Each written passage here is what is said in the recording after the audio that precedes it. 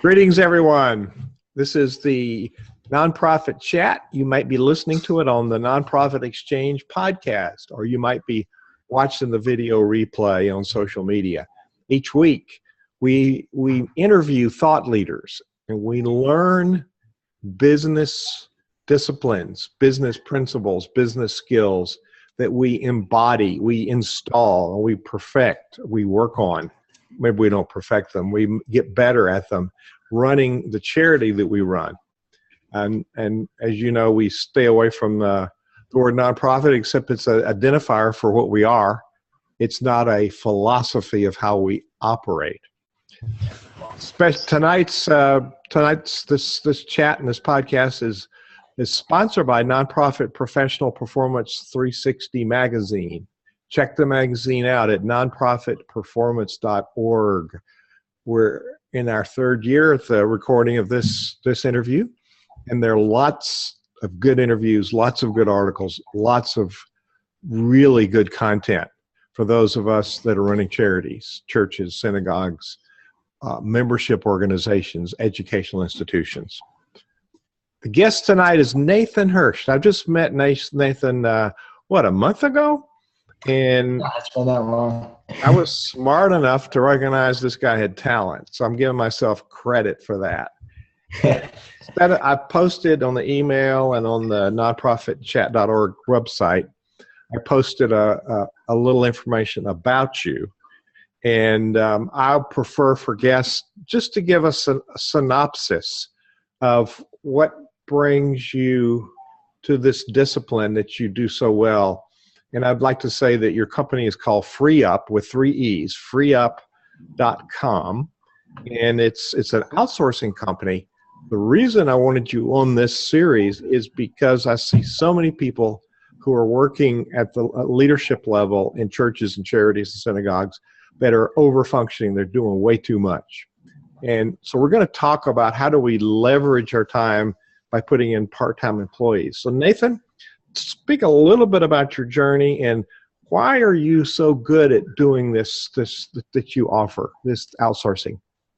Yeah, so it's funny. When I first talked to you, I was like, my mom owns a nonprofit. I've kind of seen her journey from being a one-man show to a one-woman show to finally retiring and have upgraded the location she was at, having a huge staff, taking more and more off her plate. And so I kind of got that business entrepreneurial delegating mentality at a very young age. And when I was in college, I started a textbook business trying to cut off the school bookstore because I got mad at them that they were ripping me off and giving me pennies on the dollar when I thought I could get more. And before I knew it, I had lines out my college dorm room buying people's books.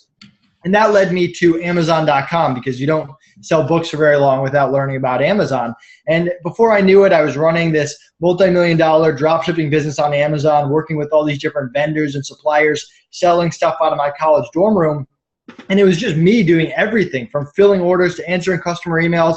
I was driving myself crazy. I was going to college at the same time, trying to have good grades, trying to balance a girlfriend and a million other things going on when you're at school. And I remember going to my accountant one day and he was like, so when are you hiring your first employee? And I was like, why would I do that? I'm making money. I don't want to give my money to someone else.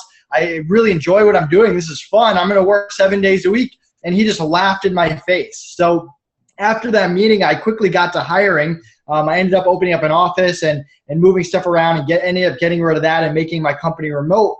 But I always ran into hiring dilemmas because I would make really good hires. People like Connor Gillivan, who is my business partner for over 8 years. And then I'd make really bad hires that would cost me time and money and set me back.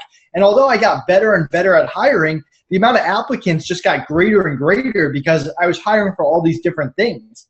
So yes, I perfected this hiring process, but then I found myself in the interview room 6 hours a day, interviewing people, going through multiple rounds, going through resumes, only to find that some of them, even though I vetted them properly, still didn't work out and cost me money. So I got really frustrated at that.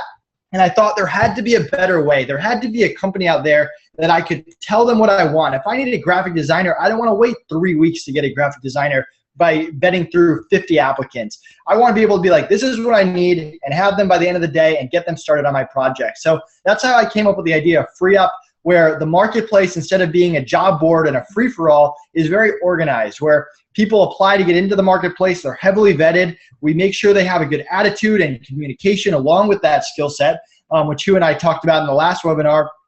And then we make them available to clients so they can get access to talent quickly, no matter what it is. I love it. I love it. So our co-host, Russell Dennis, has joined us. So Russell, this is Nathan. Say hello to Nathan. Good afternoon. Good to meet you, Nathan. Love the concept of Free Up and pre-vetting virtual assistants, because they're practically everywhere. And I just had one follow me on my Twitter feed that looks like they're doing the same thing or something similar. So these agencies are starting to turn up, but I haven't seen anything quite like what you're doing before.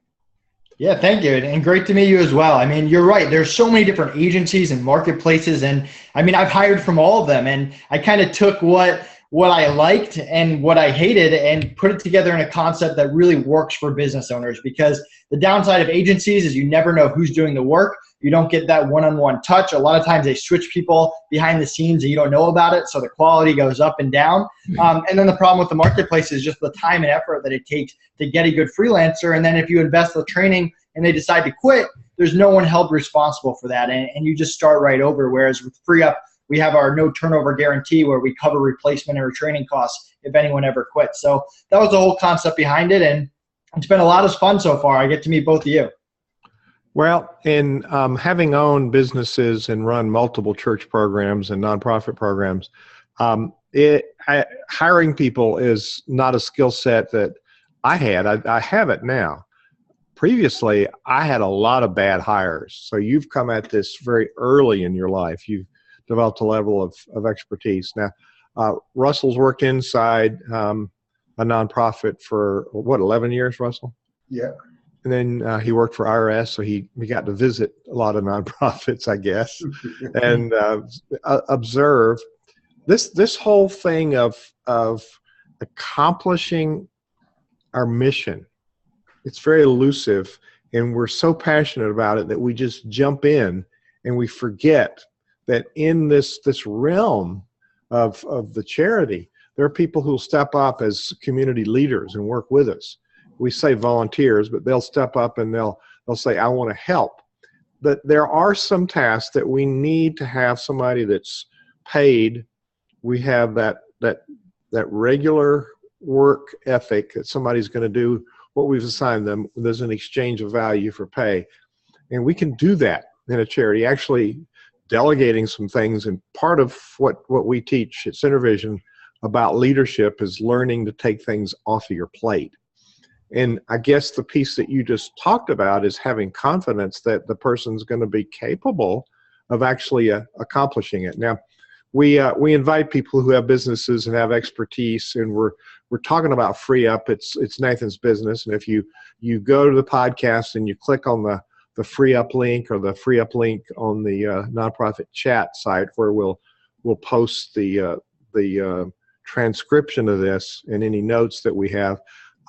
It will be an affiliate link, and there's a donation from Free Up that goes to CenterVision Leadership Foundation. Just to be clear about that, we promote only services that we use ourselves, and only those services that we can validate are good services. And the people that referred Nathan to me, maybe you know this, Russ, was our friends in Phoenix that do the background checks, the former military intelligence people. So if they said he was clean, yeah, it's good.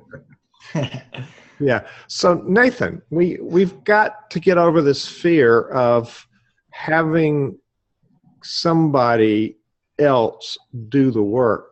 So from a leader's perspective, I've noticed that you have a team around you that performs at a pretty high standard. So speak from your own personal perspective.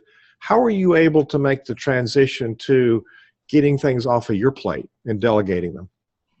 Sure. So whenever you talk about delegating, you have to be in the mindset that the business has to work for you. You can't work for the business. If you find yourself trying to catch up and clear out customer emails and call everyone back and do this Excel project and build the website, the business isn't working for you. You're working for the business. You have to get out of that mentality.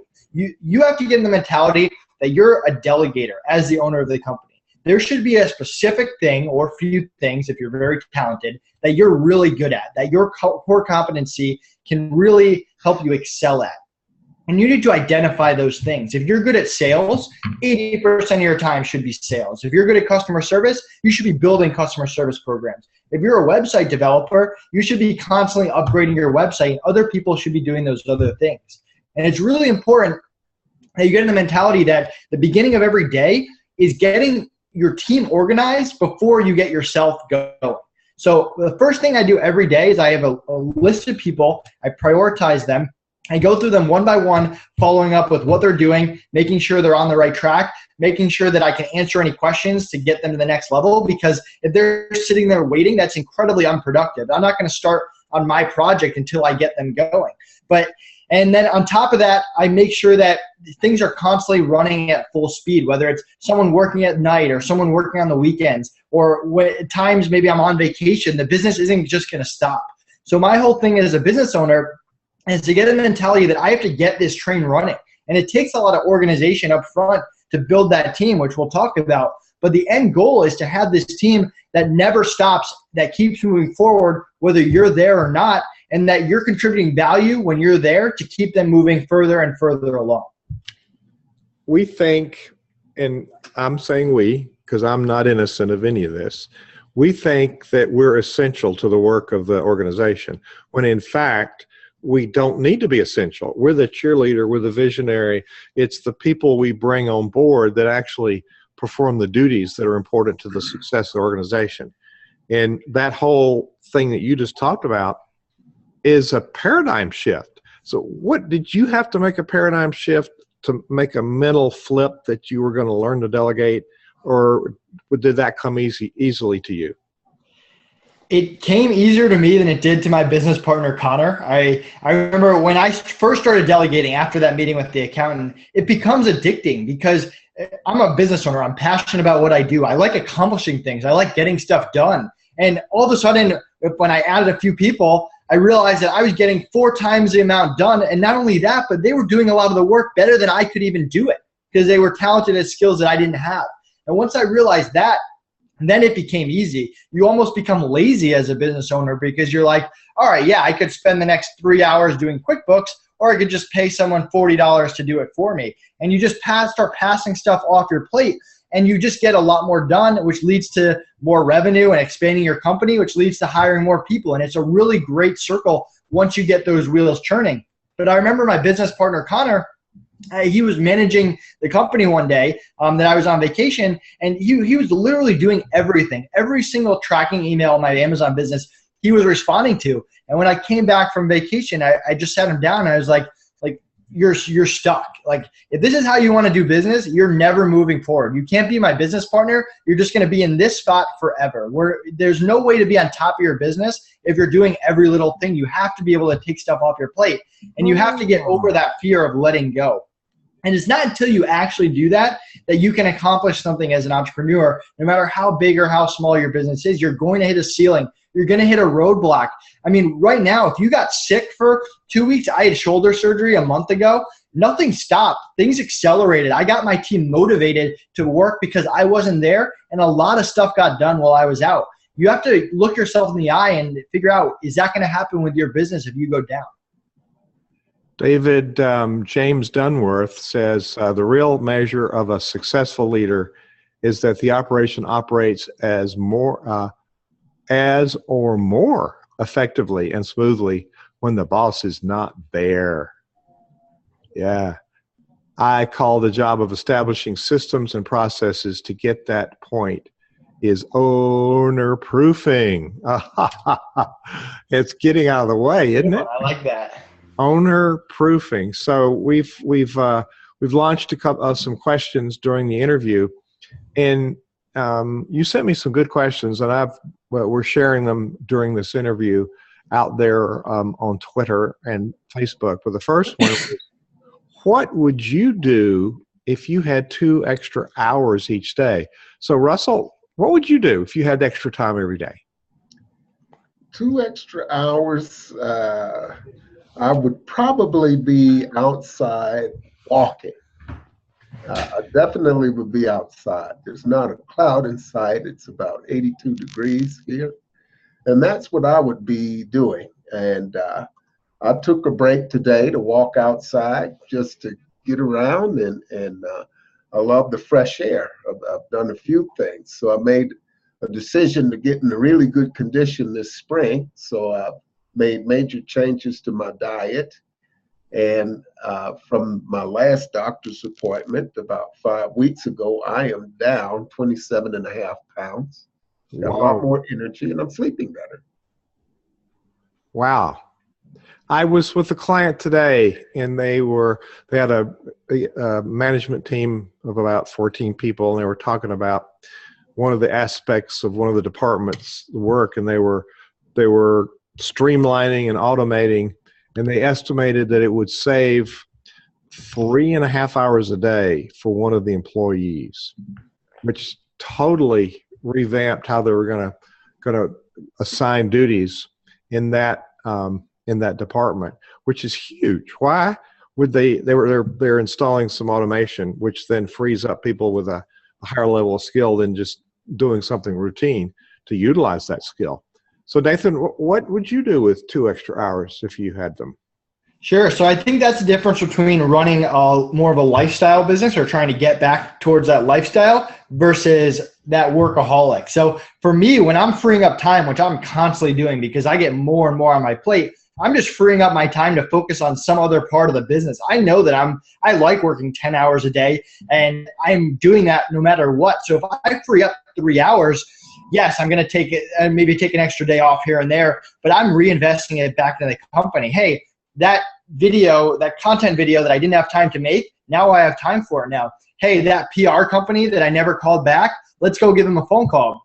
So for me, I'm freeing up time to get more time in my business that focuses on sales, marketing, and expansion. Because if I'm not doing something that's focused on sales, marketing, expansion, my business is stalling. I'm not moving as forward as I can, as fast as I can, and I owe it to the other people on my team to do that.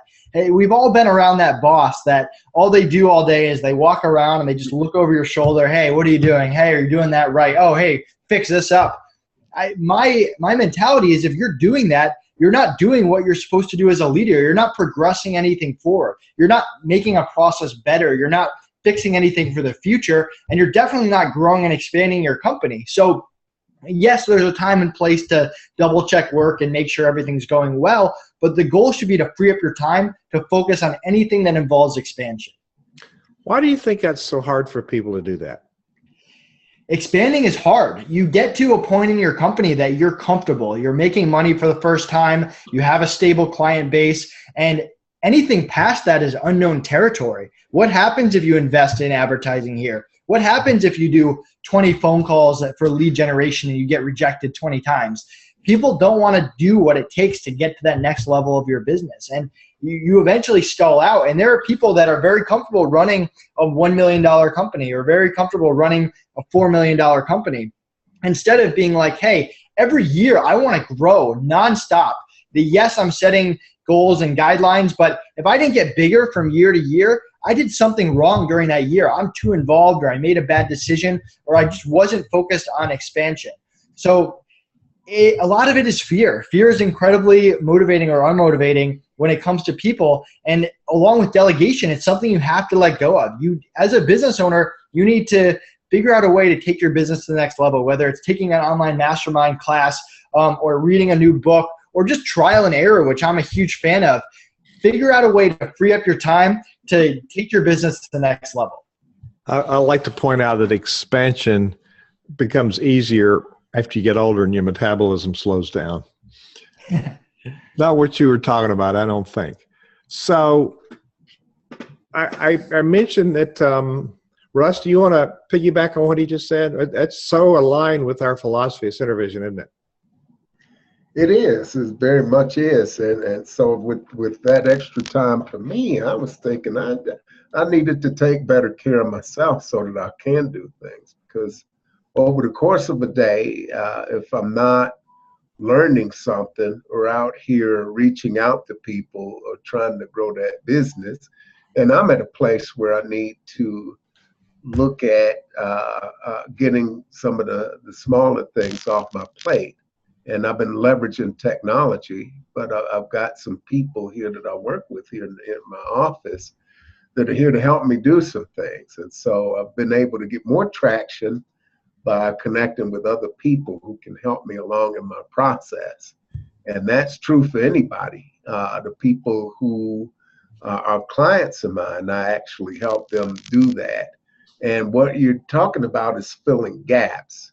And those don't necessarily have to be weaknesses. It could just be things that we simply don't want to do, or that are just not the best use of our time for what we need to do. And Nathan hit it on the head. What am I best at, and what are the things that only I can do? And those are the things that I try to tend to and hand other things off and find other ways to get them done. That is so true. Once we can hand off those things, we're able to focus on what we're supposed to be doing and what we do best. And really, Nathan, you talked about what kind of business, a lifestyle business. Really, when we're in business, we need to stop and look at our life plan and make sure that the business is fulfilling our life. Now, you're getting ready to go to Mexico in a couple of days. So sounds like you got your act together, boy.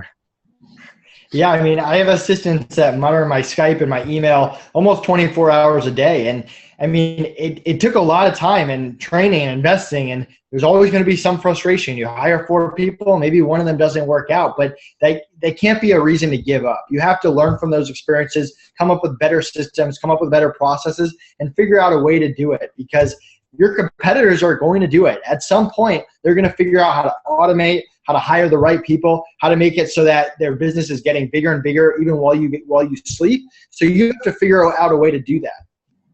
Absolutely. I didn't mean to call you boy. You know, I'm 3 times your age, so the perspective. I feel like you can call me boy then. That's right. And you're not catching up either. All right. So the next question that we posted out there, and I did talk about the real-time research that people tell me they're struggling with leadership and burnout. The Meyer Foundation did a research project a few years ago and found out that the burnout rate with nonprofit executives is 45%. And 75% of the executives are looking at the door as a way out. So we feel like we're trapped and we got to do too much. Let's flip that coin. We're focusing on our burnout, poor me, we don't have enough money, we don't have enough time, nobody volunteers. Let's flip it over. If we weren't burned out, what would that mean? What could we accomplish? Yeah, so if you're not burnt out, your productivity, hold on 1 second. Sorry. That would be a dog. Oh my God, I'm kicking him out of here real quick. You know, we like dogs. You can hang out with me. All right. So if you're not productive, if you're not resting, if you're burnt out on a day-to-day, week-to-week basis, you're just not going to have the productivity that you can. You're not going to hit your potential. You're not going to motivate the people around you. You're going to be short. You're going to talk down to people. You're not going to figure out a way to take your business to the next level. And the easiest way to get burnt out is by doing a lot of things that you really shouldn't be doing. I spent years of my life entering data into QuickBooks. I would get hundreds of orders every week. At the end of every month, I would go in and reconcile them. And it would literally take me hours and hours and hours. And if I could go back, I would honestly just yell at myself. It was a terrible decision. I could have hired someone from the Philippines to do it for $8 an hour. They probably would have been more prepared than I was and done a better job. And there were times where I would wake up at 5 o'clock in the morning just to do these QuickBooks. And it was a complete waste. And I could have woke up rested, ready to go on to expand my company. You know, we don't call those mistakes. We call those learning opportunities. And Exactly. And one more thing. When I started Free Up and I had to do bookkeeping because I have all these clients, first thing I did, hired someone else to do it right from the very beginning. damn, that's good. That's good. All right, Russell, what would you do if you, now you're not burned out. Now you probably experienced in your career lots of burned out leaders, did you? I've run into a lot of burned out leaders, and I became one because I found myself at the back end of my career working with the Rooster Band of Micmacs as the tribal administrator, and I had 70 employees, but I didn't relinquish my development responsibilities. So that I was burning the candle at both ends there. Because I didn't understand delegation, even though I had other people there. I didn't understand at that point in time how to hand things off. So I found myself in time constraints. Everything was a crisis. So I found myself over-functioning and doing things that would have been better to hand off to other people. Like what? Could you give us some examples? Well, some examples there would be working on grants and trying to get those in ahead of time, doing grants, working on budgets, and approving other projects. I should have been able to rely on my program directors to get that done. But, at that time, I was a little bit of a micromanager at that time because I wanted to do well, wanted to see the organization do well. And so that was a part of the hard knocks education coming through. That was really a baptism by fire. I had to learn to do a lot of things and do a lot of things that other people didn't know how to do. And at that point in time, I started learning how to teach other people. But that was the largest number of people I had working for me prior to that was 5 when I was in the Air Force. A little bit of a shift to go from 5 employees to 70. Absolutely. Wow. And that's where a lot of people get frustrated too, is that teaching side, because there's 2 ways to go about hiring. You hire someone who's really talented, that's bringing their own experience to the table to do something that you can't, or you're hiring someone to come in that might have some kind of background, but you're teaching them your system, your way of doing it. And a lot of people, especially the first few hires, they can't teach. They don't know how to give that information to someone else and have them do it properly, have them actually get the same result or even similar, because a lot of times it's worth it if someone can do it 85% of what you can. You want to take it off your plate. So, but a lot of people can't accomplish that. And then they get frustrated and they think, hey, I can't hire, or hey, this person was a bad worker. When a lot of times it comes down to their teaching and how they trained them, how they integrated them, and how they motivated after they taught them. Once you gave someone the keys on how to do something, how did you make sure that you were getting the most out of them every day? Because if you did it yourself, you would get the most out of it every day. Well, there's also things I do okay, but I have people that do them better than me. And once I can back off of that and accept the fact they're going to do it differently, the responsibility rests on the leader to identify the ending point. What is the outcome? What does it look like specifically? And then we're there to mentor people. There's a huge difference, 180-degree shift from micromanaging to mentoring. We're actually empowering people. And so let's talk a little bit about equipping ourselves as leaders. And suppose we went to Free Up and we got a really good person to do some administrative assistant kind of role. The responsibilities on the leader to have a really good plan so that when someone comes in, we can define the quantifiable outcomes. So as you're working with leaders who haven't been successful or new at having someone else to delegate things to, what kind of advice do you give them as far as being able to quantify the end result and empower anybody, your people or others, to accomplish those goals? Sure. So the first thing is you have to understand that no matter who the person is, you need them more than they need you. They can go out and get another job. You're the one that's investing training and resources and your own time, which is invaluable. You're the one that's putting it all in. You have to be the one to get out of it. So if you go into it talking down to someone or just being mean to them or not going in with a positive attitude, you're the one that's going to get burned in the end, not them. They're going to walk away being like, this boss was terrible. I hate him. I'm just going to go get a new job. So that's step one. Step two is identifying, and you and I have talked about this, what you want. What are your goals? What are your expectations? I see so many clients that will give someone an assignment and then just walk away and go back to doing exactly what they were doing without any goals or any expectations. So the worker is going to, in their mind, if they're good, they're going to look back on, hey, I had client X, A, B, and C in the past. They liked it this way. I'm going to go do that. And then the client comes back a week later, gets the assignment, and he's like, this isn't at all what I wanted. And the worker is baffled because they've been doing this the same way the entire time, but no one set their goals and expectations. So that's why I encourage my workers, we make it mandatory for our workers, you can't start anything until the discovery, until that scope is lined up. And even if the client's like, no, I'm too busy, I can't do it, or you should know what to do, that's not acceptable because I know that just leads to issues at the end. The worker has to step up and really make sure that discovery happens so that stuff gets done. Ooh, I want to capture that little soundbite. When you don't have a clear definition of what you want, it leads to issues. We're really setting up conflict if we do that, aren't we? Absolutely. A mess is bound to happen. And yes, there are some all-star workers out there that can read the client's mind and do a really good job without any instructions. But the majority of the time, there's going to be some kind of issue. And it's also going to save you a lot of time and energy. There's going to be some revisions. Even if you're someone who likes revisions, if you just set a discovery and a scope up front, it's going to save you a lot of time. It's worth it. Wow. Wow. Russell, you want to weigh in on this issue? This is a big one.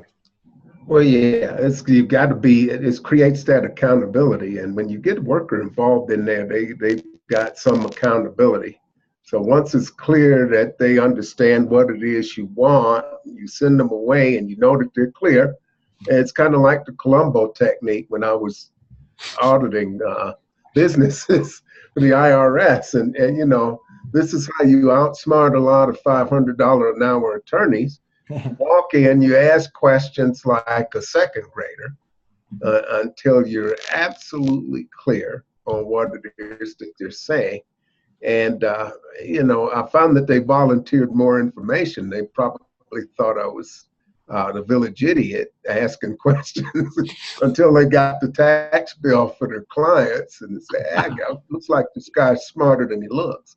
They're really setting that expectation so that it's understood what it is that you want. You want to be flexible, but you want that result. You know, you don't want a lot of wiggle room on the result, but flexibility as far as how to get it, because you leverage that talent and they will approach stuff in ways that I'd never think of and come up and it works better for them. Doesn't matter how they get it done. As long as they've got that standard that's set and they know what's expected and they deliver, I'm all in their corner. And that's what it's about. It's delivering that end result. Just for Nathan's benefit, he's stealing my lines. I'm smarter than he looks.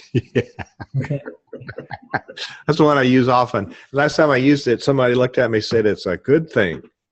You don't leave yourself out. Russ, you're so right. You're so right. It's so what's really annoying to the team members is when the boss does things they're not really the expert at. And so thinking about if we started inventorying the things that we're good at, but maybe we're not excellent doing that, and maybe someone else should be doing it. So speak to that. I'm sure you interview people that do it all, and it's hard to convince them that maybe somebody could do it better, save them time and make more money, free up their time. So how do you approach that conversation? Yeah, so I'm at a point now where I rarely do anything that isn't directly involved with something I'm really good at. I just realized it's a total waste of time. It usually ends up backfiring. I usually just have to redo it down the line anyway, even if I put something together makeshift that can last me for a few months. So I might as well get it done right the first time. And what I tell clients is a story that I had with my business partner, Connor. We rarely fight. We've had an awesome relationship. And the biggest fight that we had are that when the times when things escalated the most led to the best conversation. We were sitting out on our patio and we had been stepping on each other's toes and there was just a lot of uncertainty on who was doing what. And we looked at each other and we were like, all right, we found an activity online where we would go through and tell each other what we were good at and what we were bad at. So Connor was like, Nate, you're a bad writer. And I was like, Connor, you don't delegate properly. And we literally just went back and forth at this for a solid hour until we had a list of everything we were good at and everything we were bad at. And then we were like, okay, can we work together? And we noticed, fortunately, that we had very complementary skills. We were polar opposites in terms of skill sets, which is why we had such success earlier on. So from there, it was very easy to divide. Hey, I'm not going to do anything with writing. Connor, you got the blog, you get the website, you do all these canned responses. Hey, I'm better at talking on the phone, so I handle all phone calls. And so we were able to clearly divide the line, and as we hired people, we would have people work under us where it related, where it was relevant. So that's really where what I advise people to do is have an honest conversation with you, your employee, your business partner, to figure out who's good at what. And then I think Russell said this earlier, identify where the holes are after that, because usually you don't get that perfect synergy where everything's covered. You usually realize that you don't have a bookkeeper on your team or a designer or a developer. So that's really the next steps. Wow. Really good words. Sorry, I flipped a button and we heard the crosstalk from the Facebook Live. I can see where people starting out the first stages of a charity or first stages of a business or starting a new church that we need to do a lot of things. But from the very beginning, especially in charities, we have all these people that want to give their time. And so there's an emotional release of I have to do it to feel worthy, when it's not true. You've got the vision, you do what you're really good at, and you allow other people to perform up to their highest standard and fulfill their passion. Because if it's worth doing, if it's worthy work, there are other people that want to join us in that work. We just have to be better at recruiting them and telling people why it's important and what impact they're going to have on the lives of others. There's something like Russ, you might know better than I, but there's 4 million 501c somethings with 10s and 6s, and then those that are government and not 50s. But there's an abundance of charitable organizations in this country. Many of them have a really, really good mission, and many of them are compromised in that mission for the kinds of things that we're talking about here. The culture is a reflection of a leader, and as John Maxwell says in his law of the lid, the organization cannot grow any further than the leader's ability to let it grow, to lead it. And so finding really talented people to work around you, I think, is one of those strong secrets. So if we were all to ask ourselves, and people listening to the podcast and the live broadcast, if we were to ask ourselves, what could we take off our plate if we had somebody that worked a certain number of hours a week? So there's two sides of this. What could we take off our plate? And what additional important thing could we do if we had that kind of assistance? So there's two sides to that question, Nathan. Yeah, so I always recommend starting small. Very few companies, especially nonprofits, will just start off hiring 6 full-time people and just take everything off your plate. I mean, it's taken me 2 years of running Free Up to get to that point, and a few years into my first company as well. But what I did do is I was like, you know what? I don't know anything about social media. Let's hire someone to run my social media page 1 hour a day. It cost me $7 a day to do it. It took it off my plate. They did a great job. They started building that. And then I mentioned QuickBooks. So, all right, let's get someone in place once a month. They do that. So I get an entire day back at the end of every month. And then I'm like, you know what? In the beginning of every day, I spend the first hour answering customer and client emails. So let's hire someone to answer these emails an hour before I wake up so that I can get a head start to every day. And so I started off small with those 3 hires over the course of 4 to 5 months, and it freed up my time to expand and to invest back into expansion. And then from there, the business grew. And then I was like, all right, we just had a good month. Let's hire a 4th person. Let's hire them for 4 hours a day to just do small tasks. The beginning of every day is a little hectic for me. It'd be nice if I had someone on there that I can just assign different, whether it's papers to write or projects to do, or just contacting clients. And so I put that person in place, and all of a sudden I got an extra few hours every day. And so I invested that into expanding my company. And so you get the point. So that's the correct and proper way to go about it if you're bootstrapping, if you're a nonprofit, if you have a limited budget. And if you're ahead of that curve, if you're making money, then you can kind of skip that and start hiring someone for 20 hours a week or 15 hours a week, and really start taking stuff off your plate. And then identifying, have a meeting once you get that time back, have a brainstorming session of what you should be doing and how you can maximize that extra time. Or if you're a lifestyle business, figuring out where you're going to go on your next vacation. So an hour a day is 5 hours a week. That's 25 hours a month. That's what, 300 hours a year? If we just outsource something for an hour a day, that's quality of life. Wow. Russ, what are you hearing here? I'm hearing that I should get somebody to do my email because the pile is growing, you know. So yeah, I mean, I could do that. I could have somebody do some of the email while I'm and some of the posting, and I've got some things automated, and that's been my big push of late, is to get some things automated. So I've got rework of my website and some other things in the works, and as I get more resources, I'm going to get more people involved. I love it. There's a lot of hours, and I don't mind a lot of hours, but I think that those hours could be spent a little better because I'm still doing a lot of small things. Aren't we all? And a quick note on emails. So I have a lot of clients who notice their emails are just piling up. It costs you business to not respond to emails. It costs you opportunities. You have to find a way to get on top of your email. That should be step one. I mean, Hugh, if you emailed me and I didn't respond back for a week and a half, I wouldn't be here right now, potentially. I mean, there are people out there that respond fast. You have to figure out a way to do it. And that's just one example. There's other parts of your business like falling behind on taxes and stuff like that. You have to figure out a way to keep up. And sometimes the only way to do that is to hire an assistant for an hour a day. Mm-hmm. Yeah, and I clean my email box out several times a day. Clean it out, and I don't leave it, especially over the weekend. So I do get response to it, but the point is that I'm cleaning it out, and it's the time that I'm spending cleaning it out to make sure that I don't miss anything that I need to gain. It's that time cleaning it out. We offer these sessions to nonprofit leaders to offer some best practices and good business tips for front-end charities. But like Russ said, you can't help but thinking about yourself. and I teach people, my clients, that we're always working on our skills. Mm-hmm. And even old guys like me can learn new things. So Nate, you brought up some really good stuff. Nate Hirsch is principal at freeup.com.